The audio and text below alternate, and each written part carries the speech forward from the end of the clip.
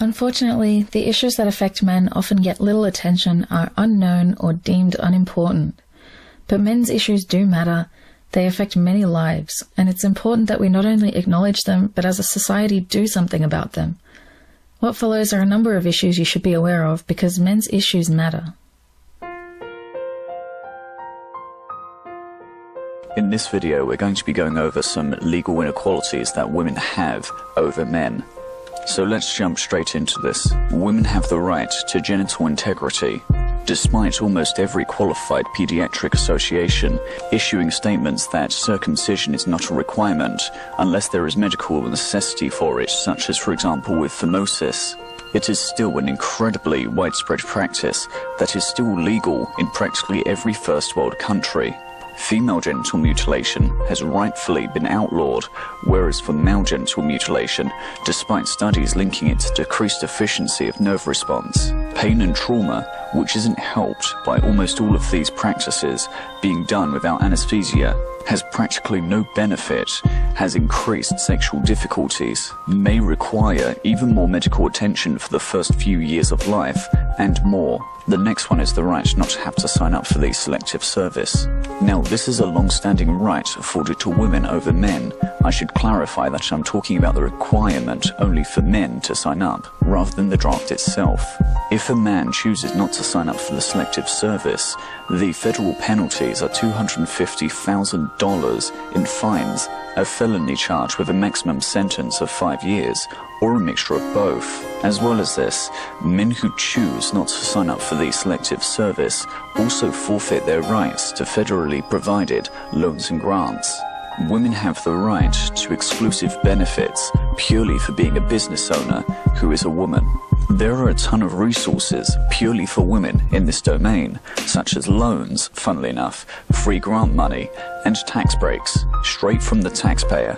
This is discrimination, and it also treats women as less abled than their male counterparts. Women have the right to choose parenthood, not just for herself, but also for her partner as well. Across the Western world, reproductive rights are still only afforded to women. Even though some states may have ludicrous restrictions on such, women still have more freedom in this regard. If a woman doesn't want to become a mother, she can easily remain abstinent, use birth control pills, use day-after pills, use female condoms, IUDs, tubal ligation, etc. Upon getting pregnant, she has more options afforded to her, such as being able to get an abortion, put the child up for adoption, which doesn't require notification of the father, despite the opposite rightfully requiring such. Or she can leave the child in the hands of the state in accordance with the safe haven law. What are men's options here? Remain abstinent, condoms, or vasectomy. If she gets pregnant, she has the law on her side and can choose to force a man into parenthood, even if he isn't ready to become a father, or if he doesn't want to be one, full stop. The Duluth model in the United States, which is employed almost nationally. This is a model which promotes primary aggressor laws, which assumes that the larger and less emotional person is the aggressor. Those who are arrested for this are mostly male, even if the man is the one who is making the call to report an abusive wife. As well as this, almost all domestic violence crisis centers in the US are specifically tailored for women, not acknowledging that men can be victims of domestic violence as well. Lastly, female perpetrators are excluded from certain rape definitions. So, for example, in the UK, rape is clearly defined as an offense if he penetrates intentionally the vagina, anus, or mouth of another person with his penis, and consent wasn't given. Now, this definition is blatantly sexist against men. It excludes any perpetrators of rape who happen to be women from having raped them. Only other men can rape other men. Under this definition, women clearly have more legal rights than men in the Western world, and there is a lot of sexism in their favor. Though women may lack the right to go about fully topless, which is dependent on the state and city, this doesn't compare to the legal inequalities that men face, and more attention needs to be paid to these areas. Child custody. In over 80% of the contested cases in the United States, mothers get primary custody of the children. For the few fathers who do get custody, the mother usually has some serious issues and often did not show up to court or participate in the process at all. In the majority of cases that are contested, that are decided upon by a judge, the father is given weekend time and a few holidays, a small percentage of the time. The risk factors that the court considers, drugs, abuse, mental health issues, etc., are considered to be worse and more of an issue if the father has the issues than if the mother has the issues. The courts currently use the best interest of the child doctrine, but this has shown itself not to be in the child's best interest. A child with an active relationship with their father is far more likely to finish high school, to go to college, to be financially stable as an adult. A child without an active father is far more likely to be incarcerated, to drop out of school, to abuse drugs, or to be just a general criminal. While joint decision-making between divorced parents is becoming a far more common occurrence, and often results in shared 50-50 custody, the courts haven't changed much, still awarding custody most of the time to the mother. This needs to change because male and children issues matter. Male genital mutilation is a direct violation of our basic human rights to bodily integrity. But while most of the world champions to end female genital mutilation, boys are often wholly forgotten. We see little girls suffering in filthy conditions in third world countries, losing functional parts of their genitals, but conveniently ignore the little boys suffering the same injustice in the same conditions. Not only that, but it's still widely acceptable in Western societies. In the U.S., there were 117 deaths of baby boys due to circumcision complications on average per year for supposed medical benefits that could have easily waited until the man in question was old enough to decide for himself whether or not removal of the foreskin was best for him. These numbers may not be entirely accurate, as circumcision complications are often not directly referenced as cause of death. We often hear boys sleeping through their circumcision, when in reality they've gone into shock, their body shutting down from extreme pain with little or no anesthetic being given. The medical benefits of male genital mutilation are shockingly similar to the myths surrounding female genital mutilation. The claim that removal of the foreskin is cleaner, for example, is entirely false. The foreskin is attached to the head of the penis, keeping it clean and protecting it. In order to perform a circumcision on a baby boy, they must first tear the foreskin away from the glands, creating an open wound that is then put into a dirty diaper. If you are interested in more information, please visit CanFap for Canadian viewers, the Whole Network or Intact America for American viewers, and CircInfo for Australian viewers. The sentencing gap. If we control for the arrest offence, criminal history and other prior characteristics when comparing the criminal sentencing of males and females, we find that females are twice as likely to avoid incarceration if convicted, and males receive 63% longer sentences than females do on average. Race is another factor when it comes to sentencing, but the gender sentencing gap is 6 times larger than that of the racial sentencing gap. This is a blatant violation of human rights. Guilt and length of sentence should not be determined by either race or gender, but by the evidence presented and the facts of the case.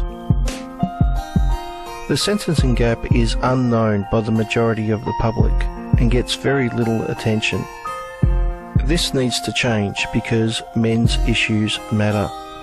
There is a silent and growing epidemic in the Western world, and the chances are that you've been affected by it in some way, be it first-hand, second-hand, etc. That growing and silent epidemic is male suicide. My paternal side of the family has had 2 first-hand experiences with suicide. I've lost 1 step-uncle and 1 step-grandfather. The grandfather being the most recent loss. He died in December of 2015 via carbon monoxide poisoning. His son was in his 20s. I cannot remember his exact age as I was very young at the time, and his cause of death was hanging. These may be 2 personal anecdotes anecdotal examples, but they are part of an ever-increasing problem. A problem that seemingly society does not want to talk about or even seems to care about. This video is about male suicide, its causes, and how we can deal with this problem and to stop men and boys from killing themselves. Male suicide rates are increasing. In the United Kingdom in 2014, the latest figures I could find, there were 6,120 suicides registered. Men accounted for 16.8 per 100,000, the highest since 2001. In the United States, suicide as a whole increased by 25%, with men being the majority at 20.7%. In Canada, the suicide rate was 17.3 per 100,000 in 2012, and in Australia in 2014, the suicide rate overall was 12.2 per 100,000, and over 75% of those victims were men. As we can see, this is a problem that is not just a British problem, but a Western problem, as men are killing themselves at higher numbers every year. The prevailing trends are that those men in their 20s and in their 40s to 50s often are the ones who commit suicide the highest, not just out of their demographic, but as an overall majority of all suicides. So what is causing these male suicide rates to soar? What could possibly be the reason why men would want to kill themselves in ever-increasing numbers? Well, to tell the truth, we can never truly know the reason why as a group they kill themselves. Individually, we could if they happen to leave notes, but we can debate and try to understand why they would. So now we must turn to what we, as a society, can do for men to end this epidemic of suicide and to improve their quality of life. In all of my research, one thing that keeps cropping up again and again is awareness. The public, and this includes men, not just women, are simply unaware of the scale of the problem. This could be due to a variety of factors. We live in a society where children or women are viewed as more sympathetic characters. We see on the news and on the television stories of their tragedies and adverts for charities that deal specifically with their issues. And until very recently, there was few to none for men. So for decades, the public was largely in the dark about these issues until things like Movember, and in the UK, the campaign against living miserably, or CALM, were implemented. However, most people still do not know the full extent of the issues. Some will say it's due to men being unable to express their problems, others will say they do not actually have any basis to express their problems. It's all up for debate, but this is perhaps one of the key ways we can help deal with the issue. A second way would be, in the words of Glenn Poole, stop victim blaming, which in his words are because in society we view women as having problems and men being problems. So the idea of this would be alien to people. I agree with the sentiment, although I do not know to what extent men are viewed as problems in regard to this topic, but avoiding victim blaming, and as we shall soon discuss, creating ways to help men and to avoid pointing the finger at them is a good way. Let us talk about that, shall we? In the words of Dr. John Ashfield at the Australian Institute of Male Health and Studies, the practice of blaming men for holding in their emotions and not seeking help is at best lazy and simplistic. Basically, we should stop pointing the finger at men and instead mobilise people to get active in their support, to raise funds and to create places where men can go for support. It could be anything from men's groups, councils, and even helplines, by providing them the same facilities that we can offer women, but catered to their needs. According to Professor John MacDonald, Director from Men's Health Information and Resource Centre, when practitioners are conscious of the need to be male-friendly, the impact is very noticeable. What he means is developing male-friendly places where they can receive help will allow more men to come forward for help. One way would be to create literature, a whole academic study devoted to men's issues and particularly male suicide. This will not only increase our knowledge, but can only help save lives. This in turn can help charities and advocates in raising more awareness. But overall, we need to, as a society, learn to be more compassionate, to listen to men, to be more understanding of men, and not to push them back. We can isolate these people, we can simply wallow in ignorance of this problem, and we need to combat it. And it starts not just with the solutions I outlined before, but with our attitudes. Our entire cultural attitude towards men and boys has to change to something more empathetic and sympathetic, to see them on the same level as women and girls. That will take years, and it is a gargantuan task. Ultimately, this video was just for raising awareness in a short space of time. I hope I informed you all, and that it was a good enough entry into perhaps learning more. Until next time.